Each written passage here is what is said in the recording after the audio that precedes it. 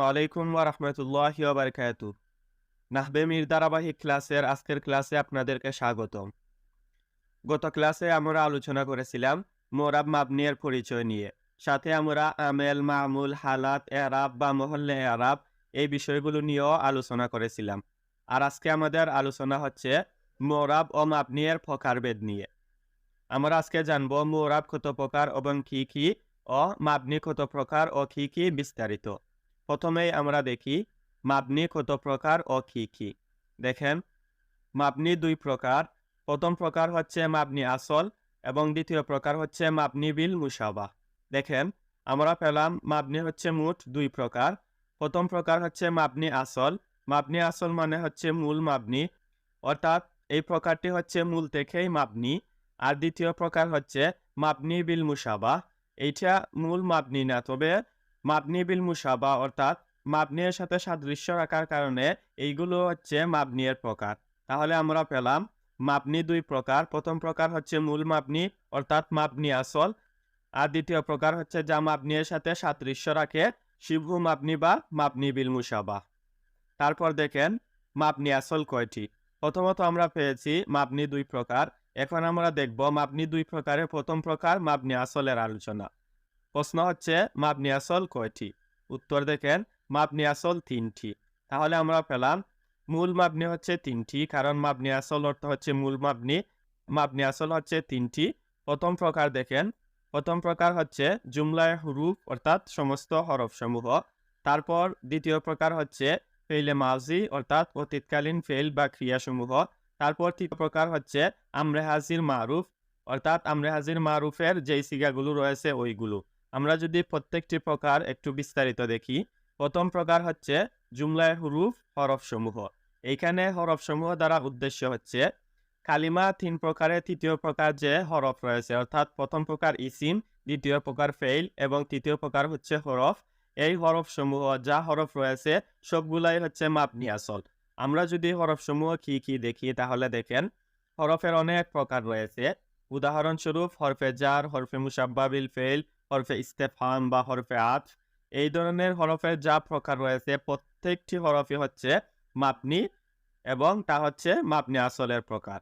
তারপর দেখেন ফেইলে মাজি।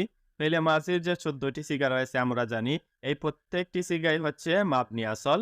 এবং তৃতীয় প্রকার হচ্ছে আমরে হাজির মারুফ। আমরা জানি আমরে হাজির মারুফের সিগা হচ্ছে ইফাল, ইফালা, ইফালু, ইফালি, ইফালা, ইফালনা বা কুল, কুলা, কুলু, কুলি, কুলা, কুলনা, অর্থাৎ যেই মাসদার দিয়ে যেইভাবেই সিগা হোক, এই 6টি হচ্ছে মাবনি আসল তথা মূল মাবনি।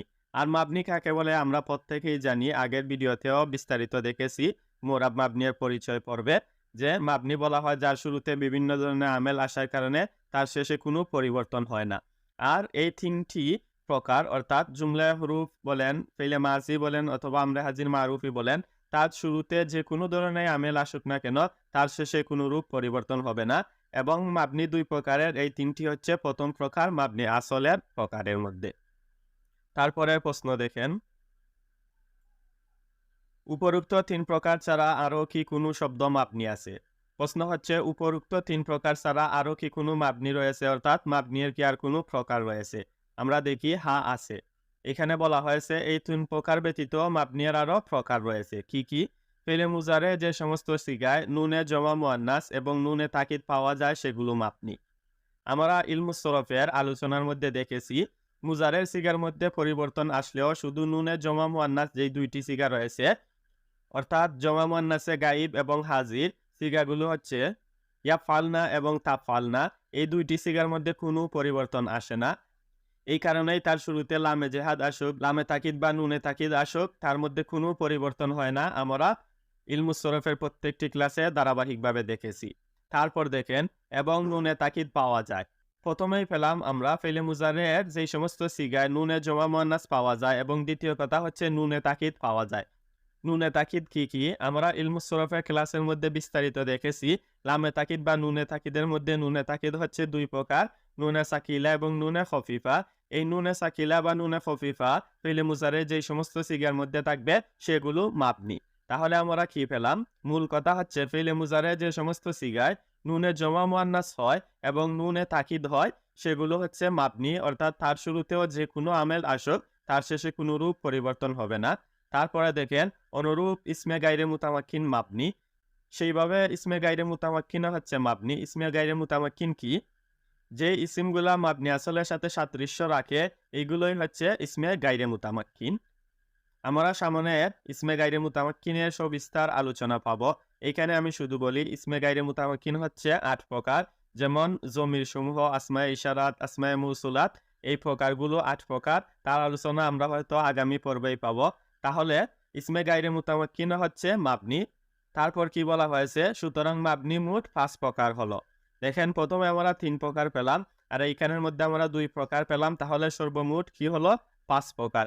এইখানে ২ প্রকার বলতে এই যে নুনে জমা মুয়ান্নাস এবং নুনে তাকিদকে একসাথে এক প্রকার ধরা হয়েছে এবং ইসমে গাইরে মুতামাক্কিনকে দ্বিতীয় প্রকার ধরা হয়েছে, এই হচ্ছে ২ প্রকার এবং মাবনি আসল হচ্ছে ৩ প্রকার, এই সর্বমোট ৫ প্রকার।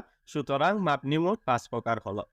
এখন দেখেন আমরা কিন্তু মাবনি আসলের প্রকারগুলা এইখানে পেয়েছি এবং দ্বিতীয় প্রকার ছিল মাবনি বিল মুশাবা বা মুশাবা মাবনি। তার প্রকারগুলা কিন্তু এই প্রশ্নের মধ্যে আলোচনা করা হয়েছে। উপরোক্ত ৩ প্রকার ছাড়া আরো কি কোনো মাবনি আছে কিনা না, এই উত্তরের মধ্যে আমরা যে এতক্ষণ দেখলাম এইখানে কিন্তু মাবনি বিল মুশাবার আলোচনা করা হয়েছে, কিন্তু এইখানে আলাদাভাবে এই কথাটা বলে দেওয়া হয় নাই। এই জন্য হয়তো অনেকেই এই আলোচনার মধ্যে মাবনি বিল মুশাবার প্রকারগুলা কয় তারা খুঁজে পান না। এইখানে যে ৩ প্রকার পেলাম, কিতাবের ধারাভাষ্য অনুযায়ী হচ্ছে ২ প্রকার। তাহলে এইখানে যে আমরা যেই ২ প্রকার পেলাম, এই ২ প্রকার হচ্ছে মুশাবা বিল মাবনি এর প্রকার আর প্রথম ৩ প্রকার হচ্ছে মাবনি আসলের প্রকার। মূল কথা হচ্ছে মাবনি আসল হচ্ছে ৩টি আর মুশাবা মাবনি হচ্ছে ২টি বা ৩টি। অর্থাৎ আপনি যদি নুনে জমা মুয়ান্নাস এবং নুনে তাকিদকে একটি প্রকারে ধরেন তাহলে হচ্ছে ২টি, আর যদি এগুলাকে ২টি প্রকারে ধরেন তাহলে হচ্ছে ৩টি। আমরা মাবনি এর প্রকারগুলো পেলাম এবং মাবনি এর ২ প্রকারের প্রত্যেকটি প্রকারও বিস্তারিত পেলাম। তারপর দেখেন ইসমে মুতামাক্কিন কাকে বলে? এখন আমরা দেখব ইসমে মুতামাক্কিন কাকে বলে। এখানে একটি জিনিস লক্ষ্য করেন, আমরা কিন্তু এই ইসমে গাইরে মুতামাক্কিনের সংজ্ঞার মধ্যে বলেছিলাম ইসমে গাইরে মুতামাক্কিন ওই ইসিমকে বলে যা মাবনি আসলের সাথে সাদৃশ্য রাখে। তাহলে ইসমে মুতামাক্কিন কি হবে? হুবহু তার বিপরীত হবে। তার বিপরীত বললে কি হয়? ওই ইসিমকে বলে যা মাবনি আসলের সাথে সাদৃশ্য রাখে না বা মিল রাখে না। এটাই হচ্ছে ইসমে গাইরে মুতামাক্কিনের হুবহু বিপরীত বললে এই সংজ্ঞা আসে। এখন আমরা দেখি কিতাবের মধ্যে কি বলা হয়েছে। ইসমে মুতামাক্কিন ওই ইসিমকে বলে যা মাবনি আসলের সাথে সাদৃশ্য রাখে না। দেখেন এই কথাই বলা হয়েছে, ইসমে মুতামাক্কিন ওই ইসিম যা মাবনি আসলের সাথে সাদৃশ্য রাখে না। অর্থাৎ আমি যদি উদাহরণ বলি তাহলে দেখেন কিতাবুন, কালামুন বা রাজুলুন এইগুলোই হচ্ছে ইসমে মুতামাক্কিন। আর ইসমে গাইরে মুতামাক্কিন যা মাবনি আসলের সাথে সাদৃশ্য রাখে, যার বিস্তারিত আলোচনা আমরা সামনে পাবো।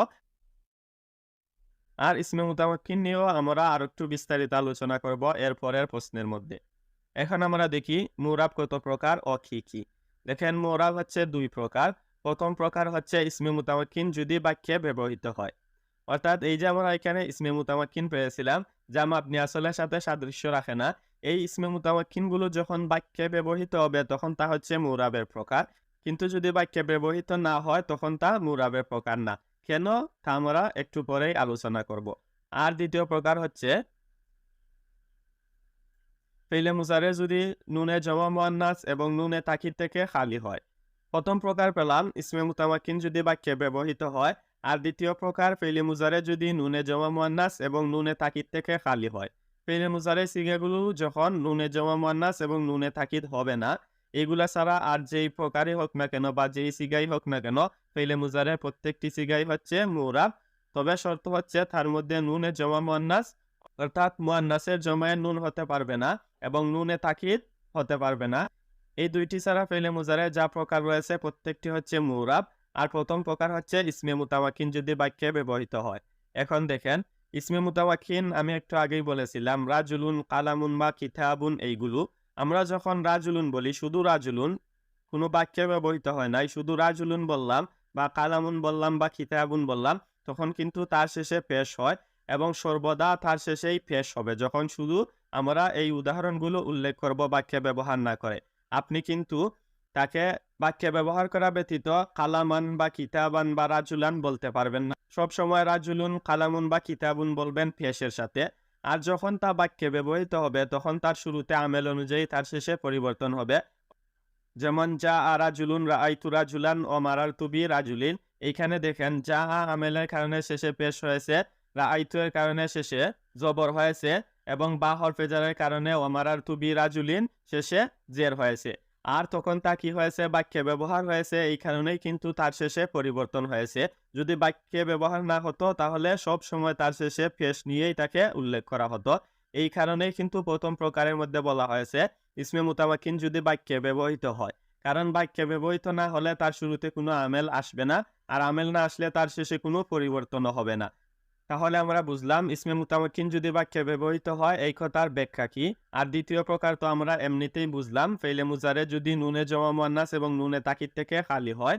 তো আমরা পেলাম মুরাব হচ্ছে দুই প্রকার। তারপর দেখেন এতএব দেখা গেল যে আরবি ভাষায় মাত্র দুই প্রকার মুরাব আর বাকি সব শব্দ মাবনি।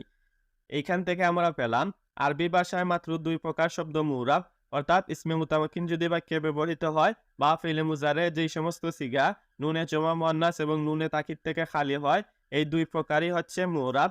আর এই দুই প্রকার ব্যতীত আরবি ভাষায় যা শব্দ রয়েছে সবগুলো হচ্ছে মাবনি।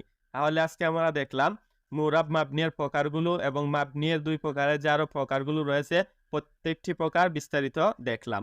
তার পরবর্তী আলোচনা হচ্ছে ইসমে গায়রে মুতামাক্কিনের প্রকারভেদ। এই যে বলেছিলাম ইসমে গায়রে মুতামাক্কিন 8 প্রকার, এইখানে দেখেন ইসমে গায়রে মুতামাক্কিন 8 প্রকার। এই প্রত্যেকটি প্রকারে বিস্তারিত আলোচনা করা হয়েছে। আগামী ভিডিওতে আমরা ইসমে গায়রে মুতামাক্কিনের প্রকারভেদে আলোচনা দেখব। আজকে এই পর্যন্তই থাক। আগামী ভিডিও আগ পর্যন্ত ভালো থাকবেন, সুস্থ থাকবেন। আসসালামু আলাইকুম ওয়া রাহমাতুল্লাহি ওয়া বারাকাতুহু।